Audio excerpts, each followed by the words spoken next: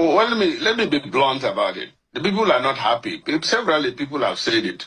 And the president also is not pretending. He acknowledged that there's hardship. He acknowledged that things are very difficult. And even recently, he appealed that people should be patient with him. But the question is, how long will they be patient? And things are very difficult. And so many things have not been done the way the people are expecting. And to be honest with you, if you go back to the electorate today, halfway, they are not happy. You can't lie about that. I see people lying. I see people telling president what he wants to hear, or maybe, and some of them even he doesn't want to hear them. But my position on the people around the president that are supposed to help him are deceiving him or are damaging his image, are doing more harm than good. Let me say that. Because the president cannot go out the streets like myself and know how the people feel, or even outside the villa. They will drive him in a tinted glass that he doesn't even see what is going on. So guys, this is the moment where Ali Ndume once again speak the truth to power. Ali Ndume, as we all know, is very vocal. He's someone that always criticizes Tinubu when the need arises. He always tells Tinubu the truth. Now he has come out once again to say that endorsement won't save Tinubu from defeat. Amid this public discontent, people are crying that they are hungry, that all this defection of 18 will not really help Tinubu. He also tried to remind Nigerians and Tinubu himself of the fate of the former president of Nigeria, who, despite receiving endorsement from 22 state governors ahead of 2015, still suffered a historic defeat at the polls. We can remember what happened as at that time before 2015 election, how Jonathan spent a whole lot of money, as in they spent a whole lot of billions, yet they did not win. He lost that election to Buhari because Nigerians as at that time, they were tired. They needed a change. And now, present Nigeria, now compared to that time, now the change. Nigerians really want the change. So this defection of 18 cannot really guarantee Tinubu's second tenure. Then he also made another vital point, which I've said in some of my videos. All this one that all these governors are defecting because they want their second tenure to be secured. They want to come back second tenure. Waiting will happen to the main APC members. Really? Waiting will happen to the main APC members because waiting this one they bring. So now another crisis, Tinubu indirectly they bring into APC. Let's take Delta State for instance. Ovie Amogege for years now don't they try to come out. He ran against Okowa, he lost. He ran against Sheriff, he lost. Now he has been in APC for years. As in nurturing the APC, he did not defect. What will happen to his like? Because now Sheriff, they don't guarantee Sheriff saying automatic ticket. That was the reason why he defected. So what will happen to the likes of Ovie Amogige? And really, apart from Delta State, other states are like that. Similar thing cut across all these defecting states.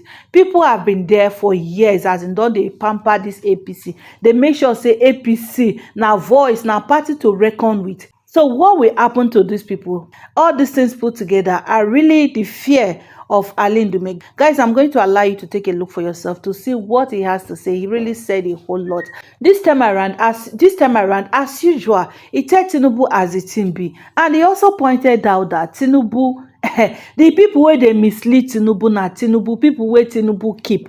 All his appointees, the people that are really telling Tinubu what to do, as in the people that are misleading him, not the people who need a hang around them. And really, if that is the truth, he's the president of Nigeria. Anything where they happen, nobody go call anybody. They will always keep calling him Tinubu. Some are calling him Tifnubu and so many other names. Now him people go they call. So you really need to sit down and check his cabinet again. Guys, these people, they do the right thing. If they know they do the right thing, if not to sack them, he go sack them, replace them. Nobody is indispensable as far as the person is not doing the right thing. So guys, I'm going to allow you to take a look. Please watch and drop your comments concerning this with us in the comment section. I really want to know your wonderful thoughts concerning what Ali Ndume has said, and also please help us to share and like our videos so that YouTube can recommend it to others. The last time we were very unhappy with President Bola Tinubu about appointment, especially as it affects the northern part of the country. But it does look like you are happier now, because recent appointment looked to have favored the region. No, it was not like favoring the region as such, but there's an attempt to balance and to meet up with the constitutional requirement which I raised. Section 14.3 states that every appointment must reflect federal character. And that means that every tribe, state, region must feel that they belong. And that is what he did. And as I said, the good thing expected of a leader is that if the issue is raised genuinely, then he should look at it positively and make amends. And I think that is what Mr. President did. That is what I can say. Although there are people, some of those who work closely with the president, they didn't take lightly some of your comments. Your very good brother from Borno South, Mr. Daniel Bwala, was very frank about the way he felt about your criticism of the president. And there are those within the party who feel that you have some very bad feeling about the performance of the... Do you think that there are things aside these appointments that are not going well with the party and in the government of Bola Tinubu? First of all, I really want to correct you on this and maybe also advise you, because you are always trying to, throw a punch below the belt. Bola, check out, is my junior, is my brother, and we're Nigerians. We respect one another. And so you cannot be pulling me down to talk about Bola. Bola is just a special assistant to the president.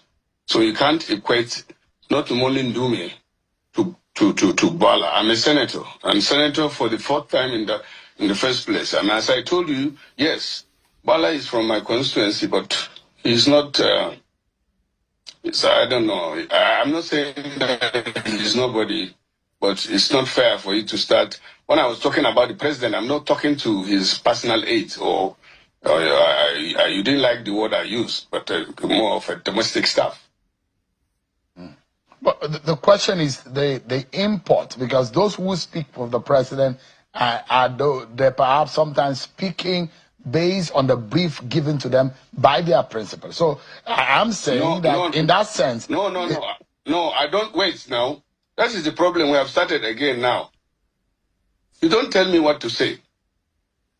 The president has 3 special advisors, and all of them are not the same. As far as I'm concerned, the best among them is Sunday Dare.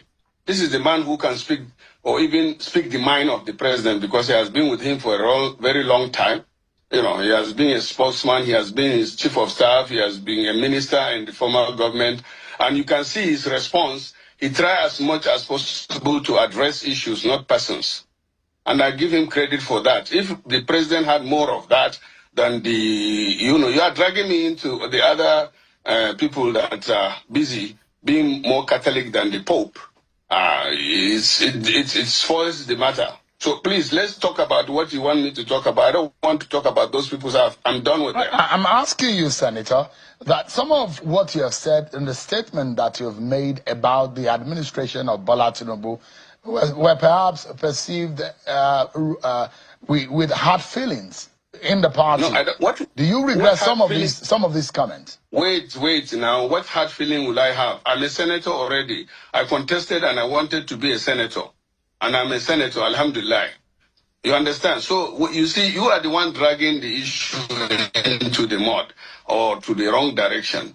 My own responsibility as a representative of the people, as a senator, as a citizen of Nigeria, and as somebody from Borno State, I have the right to point out some of the lapses or observations or policies that are not in tandem. And I also commend Mr. President when it is appropriate. So I don't only criticize. When he does the right thing, as he did now, he listened to what I complain about. He even asked for the details, and he got the details, and then he made correction. At one scoop, he appointed over 24 people from the north. That balances it.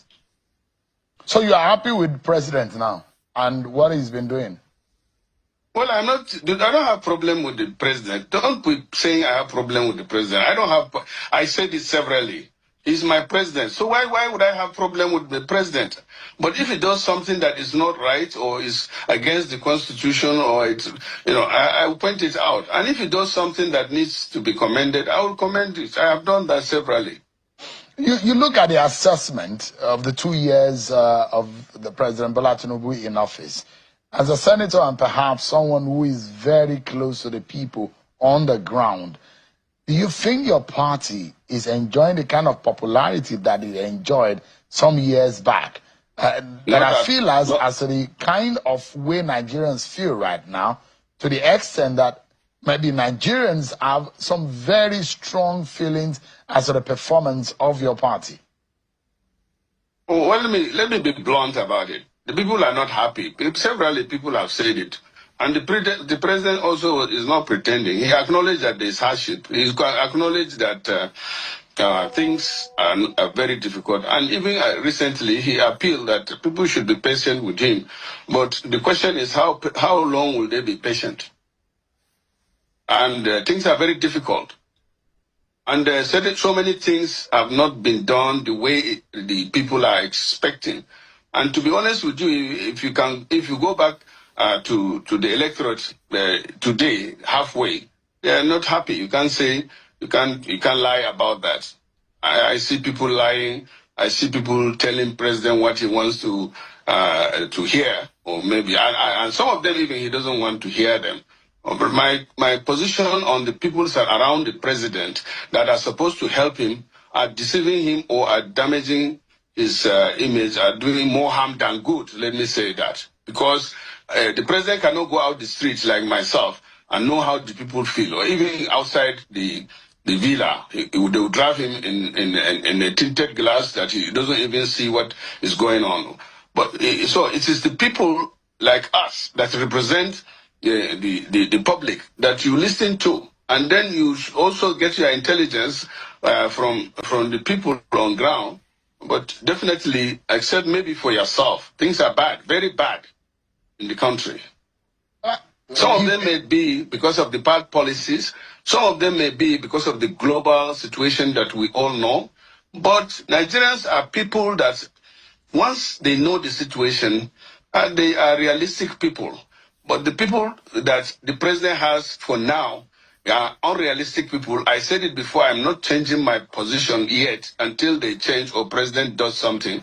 Last time he did a bit of it by changing some of them, but I'm still believing that the government is more or less dominated by kleptocrats and even kakistocrats. That English seems to be unfamiliar a bit to me.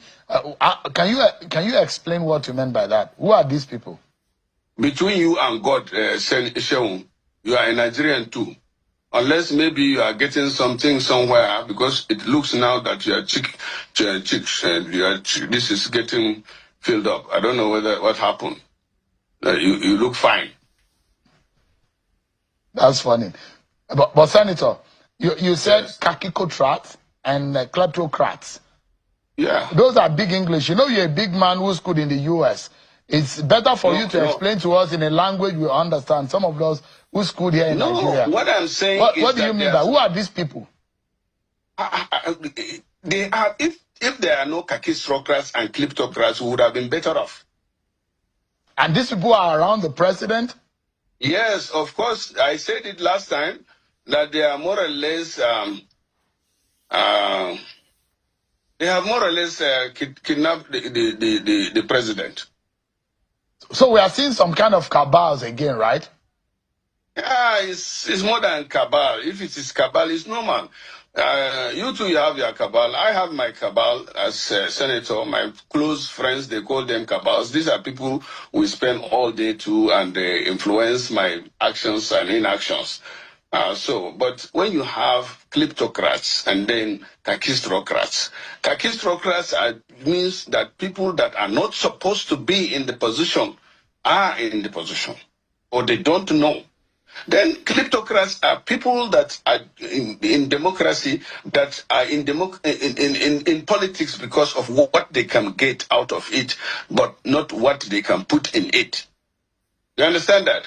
I mean, we now always talk in parables about those who are behind the powers, who are manipulating power over the years, and this has gone on. Do these people have names? Because our nation is being held down by a few people, the way and manner in which you are describing it. Perhaps these people are not allowing the president to function optimally the way Nigerians hoped for. Who are these? Yeah, do they have names? What are their titles? You mean their titles? And Let their me tell names? you, I know them, and I'm not going to mention them. You too, you know them. And you are supposed to be the one that should mention them because that's your work. He who alleges, Senator, you are the one who is saying that there are kleptocrats in the government. No. And would like to know. No assumptions here. Let me tell you, if you had experts or the right people in the government, things would have been done right. Things are not being done right now. Government, I still believe that the president did not take power in order to make Nigerians suffer. No. He took power so that he would do something, but he cannot do it alone, and he has to get people. I hear one of my colleagues last time, he said the same thing, that the president needs to sack some of his ministers and some of his aides and all that, so that he will bring in better people or experts to help him run the economy. But you are 2 years down. The renewed hope is becoming, people are doubting whether this thing is going to work. Because 2 years in it, the Nigerians cannot see any hope. So things are not working from your own point of view. Are there areas you think that... Wait, Shehu. Is it working from your own end? Are you not in Abuja? I'm asking a question, Senator. Things that... Me too, I'm asking a question now. Yeah. So the point I'm making here, Senator, is if things are not working for the Nigerian people, can you point to us areas you think that the president should make urgent and decisive action to fix this? He's halfway into his 4-year constitutional tenure. I said it before, there are 3, and they are constitutional. Section 14 of our constitution says the main purpose of government is security and welfare of its citizens. That is where the problem is. Then thirdly, tied to that, I've said it last month or even in April in a similar forum, that once the president can address the issue of security in Nigeria, which is relapsing, after we thought, for example, that things are improving, now we are in a dire situation. Even yesterday, 2 days ago, Buratai was attacked. The front operation base in Borno, Buratai was attacked. Their soldiers stood up to it, but they made destruction of our assets. They burned down. Normally these days now they go and burn down some of the assets. That is like MRAP, tanks, and all that, machine guns that we have. And sometimes they even, steal some of these equipment and go with it. The situation is getting terrible, in Borno. The situation is bad in some states. All the 6 geopolitical zones, except to some extent South. Even South, we have issues of economic sabotage and this oil theft and all that. But Southwest is the only region that is relatively safe now. So the issue of security is number 1. The issue of welfare of its citizens. Yes, the president responded by increasing the minimum wage from 30,000 to 70,000. But as I said last time, it's not good to give somebody something with the right hand and take it. The purchasing power of Nigeria has gone down with the minimum wage of 70 and the rate of inflation. And these things are still not, Nigerians cannot afford to live. And they are even finding it very difficult to survive. But as I said, this government, in addition to having kleptocrats and kakistocrats, which I said, now the recent development that I see is the heightened severity that is happening in the government. What do you mean by that? You don't know civility? Say that again. Sorry, I didn't get you clearly. Civility. You don't know civility? SERVITY. Check. What does it mean? Explain it. We want to know. When I tell you you are holding your this thing, take severity. How is that situation going in the government? How can you describe it? The way and manner you are describing things, you are a leader of the APC. I don't know if you were present at the APC summit, where the president got a lot of endorsement. And no, I was there, but I was the only voice that said nay. And because when we wonder, a lot of the leaders of the APC endorsed the president, saying that he's done well, things are going well, and he should go on. Mukeso, that's the shouts that they were having in that hall that day. This is totally a departure from what happened at the APC summit. Is that a deceitful gathering, or what exactly do you think is going on based on what you have described? You see, things are not working, but yet party leaders are saying it is going well. The president deserves automatic ticket. Well, as I told you before, I have a bit of my mind. I was there, but that was not why I was there. I was there for a summit, and when I realized that it was not a summit, and the voice vote was put about the endorsement of Mr. President,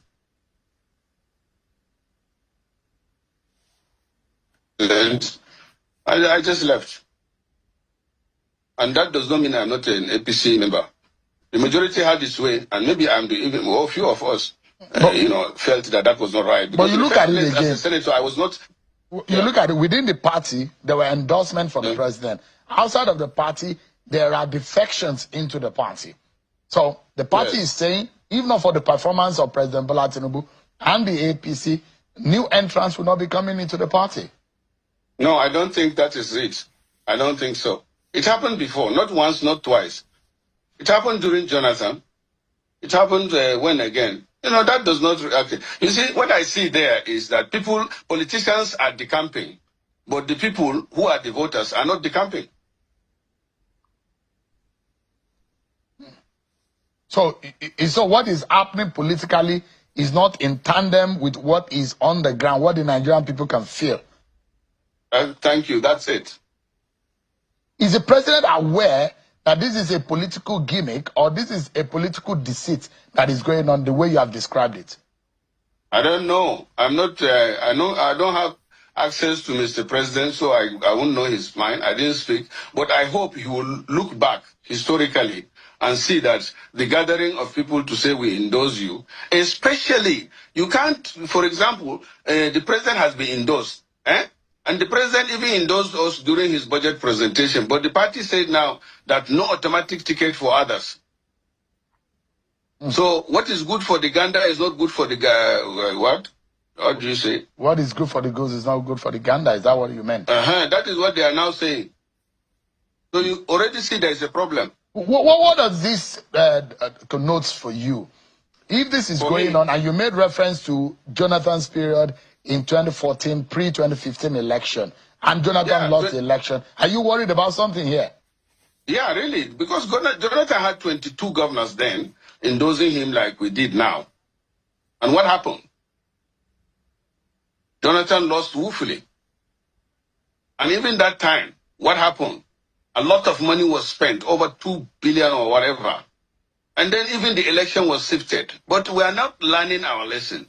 And I pity Mr. President for this kind of a thing.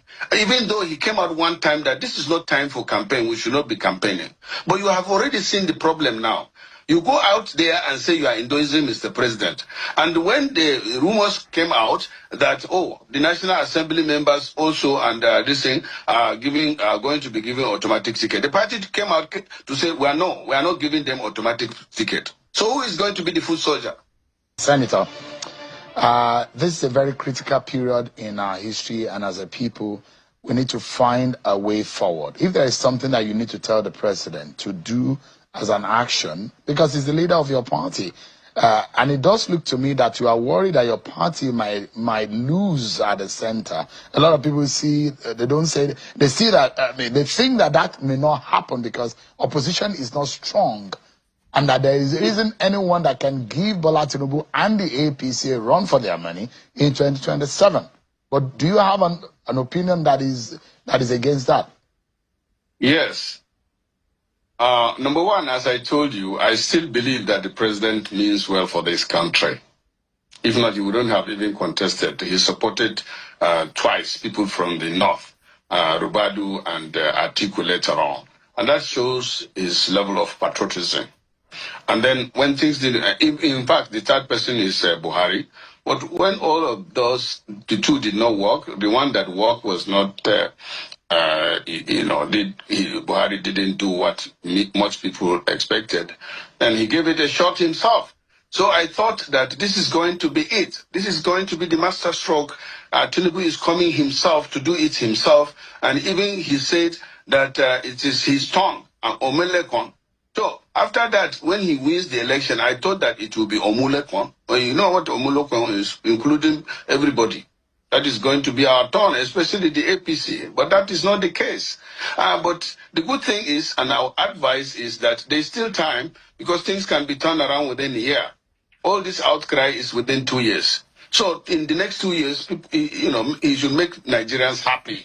Once he makes this Nigerian happy, I said it before, nobody would contest. Why do you endorse a president who is sitting president only 2 years into his government? The endorsement, if we are following the American system, the president has a right of refusal, just as other public service holders like senators, like House of Rep. But now, as I said, we have started getting it wrong even.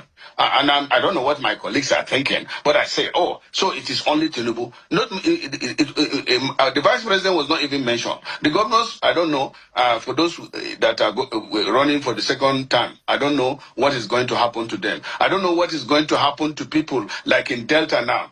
My distinguished colleague, Omo Agege, after losing the election, which he thought he won, struggled in the court, and then kept the party going. All of a sudden, they brought the sitting governor, and they said he's going to be the leader. That means, what has that man done, Omo Agege? Then, in fact, during the endorsement or the summit, Senate President stood up to move the motion, seconded by the Speaker. And then, as I said, what is good for the goose is not now good for the gander. So Senator, invariably, you are saying that the endorsement that President Tinubu got at that APC summit was in bad taste and is against the sensibility of the Nigerian people. No, I cannot speak for Nigerian people. I'm only speaking for myself. I didn't like it. I was not told that we were going there to only endorse the president. We were to go there for summit. So I was wondering, where is the program? Who's coming to speak to us? In short, Senator, if you have the opportunity to speak with President Bola Tinubu now, what would you say? To stand up and say, oh, I will say to him, Mr. President, please listen to the people. Don't listen to politicians only. Because it is the people that would vote for us.